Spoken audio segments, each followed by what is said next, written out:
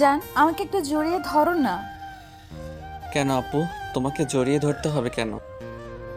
কুত্তা, বউকে আপু বলিস? তোর সাহস কি করে হয়? তুমি তো আমার আপুই, আর একটু আগেও তো তোমাকে আমি আপু বলে ডেকেছি। বেবি, তুমি আমাকে আপু বলে ডাকো কেন? এখন আমি তোমার বউ, তুমি আমাকে জানু, সোনা, কলিজা কিংবা বেবি বলে ডাকো, ওইটাতে আমার ভালো লাগবে। বেবিটা তুমি এমন করে ডাকো কেন কলিজা? আমি বুঝতে পারতেছি না তুমি এত সহজে সবটা মেনে নিলে কি করে। এত সহজে সবটা মেনে নিলাম কি করে মানে? তুমি কি বোঝাতে চাইছো? আরে বাবা, তোমার তো বিয়ে হওয়ার কথা ছিল অন্য কারোর সাথে। তাহলে তুমি আমাকে এত সহজে বিয়ে করে নিলে, আবার আমাকে মেনেও নিলে কি করে? আমি সেটা বুঝতে পারতেছি না। বেবি দেখো, কারোর সাথে হবার কথা ছিল কিন্তু হয়নি তো। তাছাড়া আমি অন্য কাউকে ভালোবাসতাম নাকি যে ওর জন্য সারা জীবন দুঃখে কষ্টে বসে থাকবো? আর যে চলে যাবার সে চলে যাবে, তাতে আমার কি? আপু তুমি কি বলতেছো? আর তুমি আমাকে ভালোবাসো মানে কি? সব উল্টাপাল্টা কথা বলতেছো। হ্যাঁ, আমি তো বুঝতে পারতেছি না। আচ্ছা সত্যি করে একটা কথা বলো তো, তুমি কি এই বিয়েতে রাজি ছিলে না, নাকি অন্য কাউকে ভালোবাসতে? ঈশানের এরকম ধারা কথাতে মিথিলা এগিয়ে এসে ওর মুখের দুপাশে হাত রেখে ঠোঁটে আলতো করে একটা কিস দিয়ে বলতে লাগলো। বেবি, তুমি বুঝতে পারতেছো না, ওকে যদি আমার বিয়ে করার ইচ্ছাই থাকতো তাহলে কি আমি নিজে ওকে অন্য কারোর সাথে ভাগিয়ে দিতাম আর বলতাম যার সাথে ও রিলেশনে আছে কিংবা যে মেয়েটাকে ভালোবাসে তার সাথে যেন চলে যায়? যদি সেইটাই ইন্টেনশন না থাকতো তাহলে কি এখন তোমাকে বিয়ে করে নিতাম বলো জান? আর যদি ওকে আমার ভালোই লাগতো তাহলে তো বিয়েটা করতাম। এখন চলে যাওয়ার পর তো আমি কষ্ট পেতামই। মানে আপু তুমি কি বলতে চাইছো? আমি তো কিছুই বুঝতে পারতেছি না, তোমার কথার আগাগোড়া আমার বুঝে আসছে না। একটু ঠিক করে বলো তো কি বোঝাতে চাইছো, আর কি জন্য তুমি এরকমটা করলে? তুমি বলতেছো যে ওকে তুমি নিজে পালিয়ে যেতে বাধ্য করেছো। কি হয়েছে বলো আমাকে। সবই বলবো, কিন্তু তার আগে তোর এই আপু বলাটা বন্ধ করতে হবে। তোকে আমি বলেছি না তুই আমাকে আর যাই হোক আপু বলে ডাকবি না? এখন আমি তোর বউ, কলিজার টুকরো জানু সোনা, তাহলে তুই আমাকে আপু বলে ডাকিস কেন ফাজিল? আজীবন অবধি তো এই নামই ডেকে এসেছে, 22-23টা বছর অবধি আপু বলে ডেকে এসেছি, তাহলে আজকে হঠাৎ করে বিয়েটা হলেই কি করে বউ বলে ডাকি? তাছাড়া বিয়েটা তো হঠাৎ করেই হলো, তাহলে এত তাড়াতাড়ি তোমাকে বউ বলে ডাকবো কি করে? দেখো সোনা, বিয়েটা যেমন করেই হোক তাতে আমার কিছু যায় আসে না, কিন্তু আমি তো তোমাকে ভালোবাসি বলো। তাছাড়া আমি তোমাকে সবটা বুঝিয়ে বলবো, তাহলে তো তুমি সবটা বুঝতে পারবে, তাই না? সেটাই, আমি ওটাই বলতেছি যে তুমি আমাকে বুঝিয়ে বলো, আর কি সমস্যা হয়েছে, কি জন্য তুমি এমনটা করলে, আমি সেটাই বুঝতে চাইছি। তুমি আমাকে সেটা বুঝিয়ে না বলে এরকম উল্টাপাল্টা বকছো। আমাকে বলো কি জন্য তুমি এরকমটা করেছো। বাবু, তার আগে আমাকে একটু আদর দাও। তোমার আদর চাই, আমি তোমার কাছে আসছি তাতে আমার কেমন যেন লাগতেছে। আর যদি তুমি আদর করো না তাহলে আমার কতটা ভালো লাগবে সেটা আমি ভাবতেই পারছি না। ছি ছি আপু, কি বলো তুমি এগুলা? তাছাড়া আমি তো তোমার ছোট ভাই, তাহলে তুমি ছোট ভাইয়ের কাছে এসব কি চাইতেছো? হ্যাঁ, তুমি বুঝতে পারছো না তুমি কি সব উল্টাপাল্টা কথা বলতেছো? হ্যাঁ, তোমার এরকম আজীব ধরনের বিহেভ দেখে আমি অবাক হয়ে যাচ্ছি। এই কুত্তা, তোকে বারবার বলে দিতে হবে তুই আমাকে আপু বলবি না? আর এখন আমি তোর বউ, তুই বউ বলে ডাকবি। তোকে অন্য কিছু ডাকতে হবে না, বউ বলে ডাকবি। আর না হলে নাম ধরে ডাক। আর বাকি যেটা করার আমি সেটা করে নেব।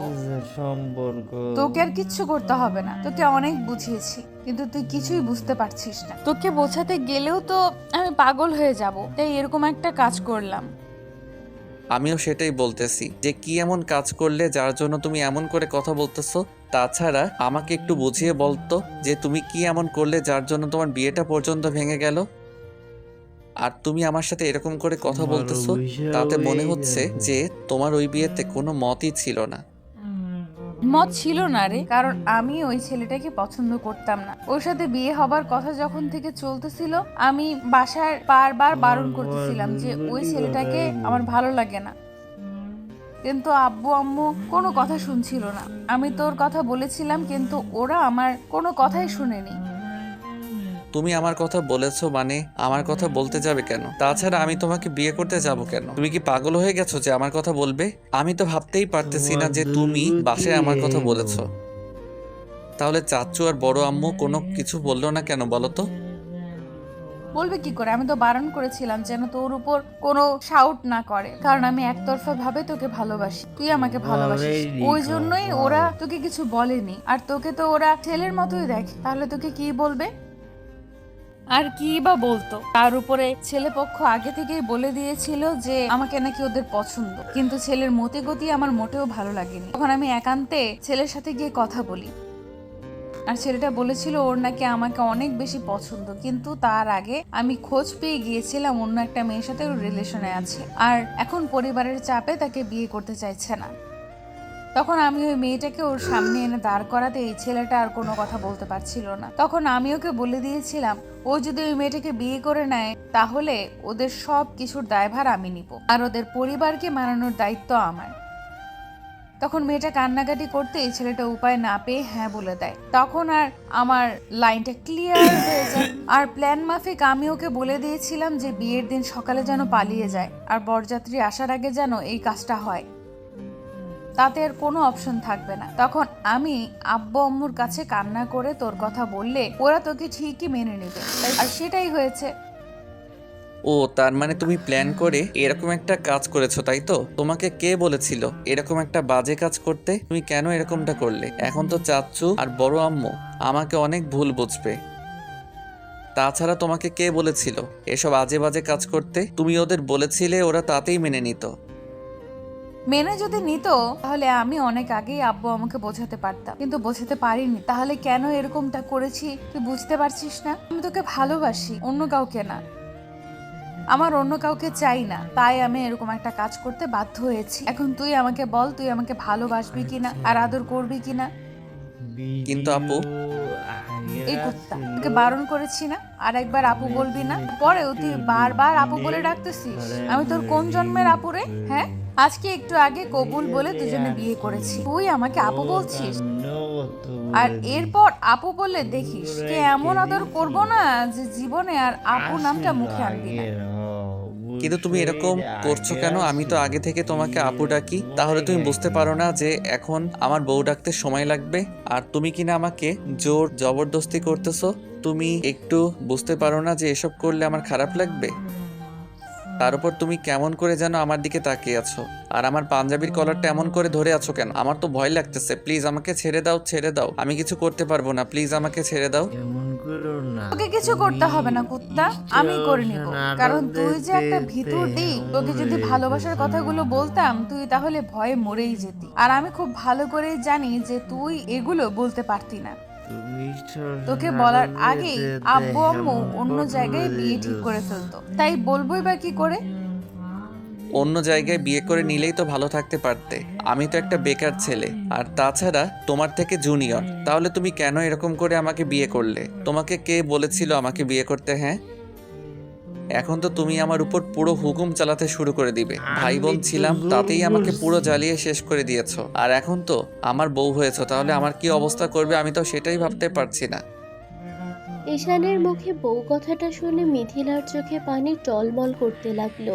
ও ঈশানকে এত বেশি ভালোবাসে যে কখনো বলতেই পারেনি। আর ঈশান একটু দুষ্টু টাইপের বলে ওর ভালোবাসাটা বোঝার চেষ্টাই করতো না। ভাবতো যে মিথিলা হয়তো ওর সাথে এমনিতেই মজা করে, কিন্তু মিথিলা সত্যি ঈশানকে এত বেশি ভালোবেসে ফেলেছিল যার জন্য আর থাকতে পারছিল না।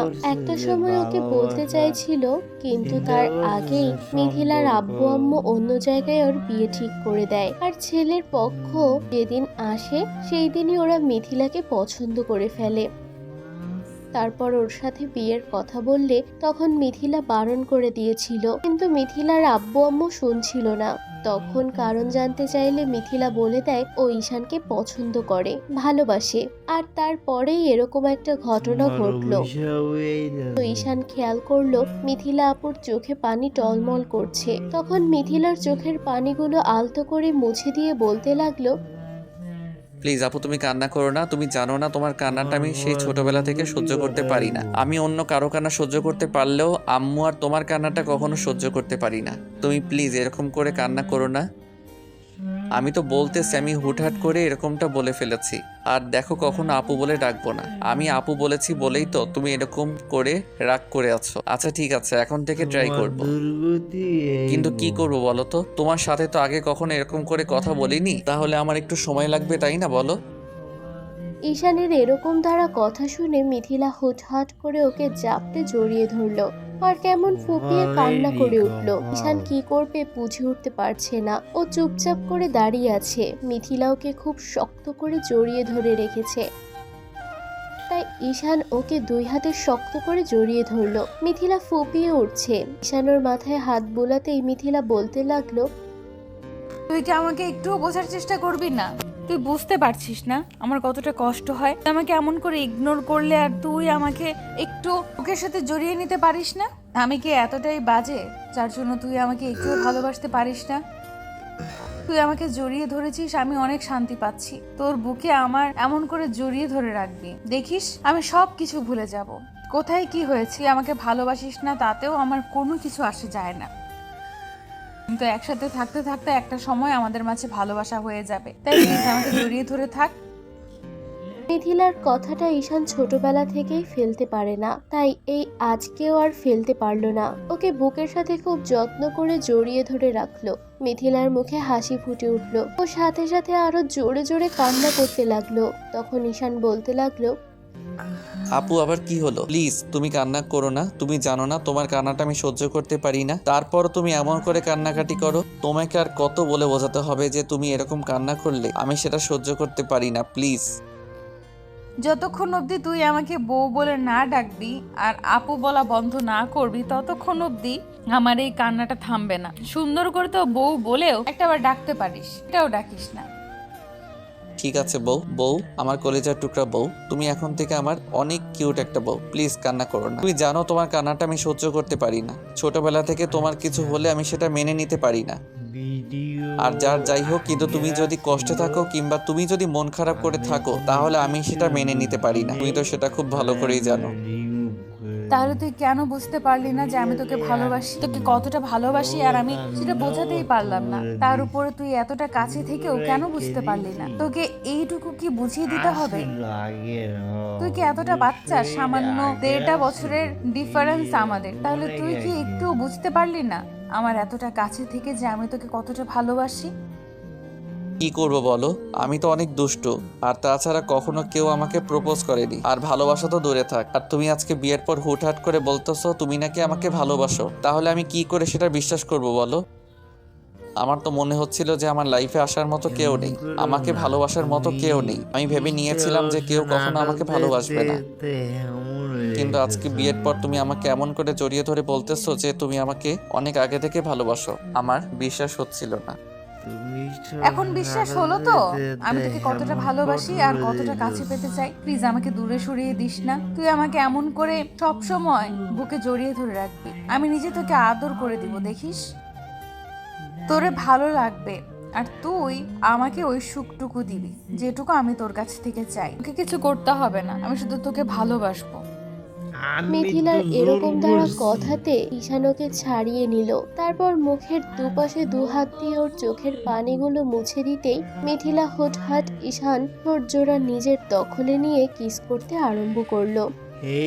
ঈশান কিছুক্ষণ রেসপন্স না করলেও মিথিলা ওকে ছেড়ে দিয়ে রাগী চোখে তাকাতে ঈশান নিজে থেকে মিথিলার ঠোঁট জোড়া দখল নিয়ে নিল। তারপর দুজনে ডুবে গেল ভালোবাসার অথৈ সাগরে। তো ভালো থাক ভালোবাসা।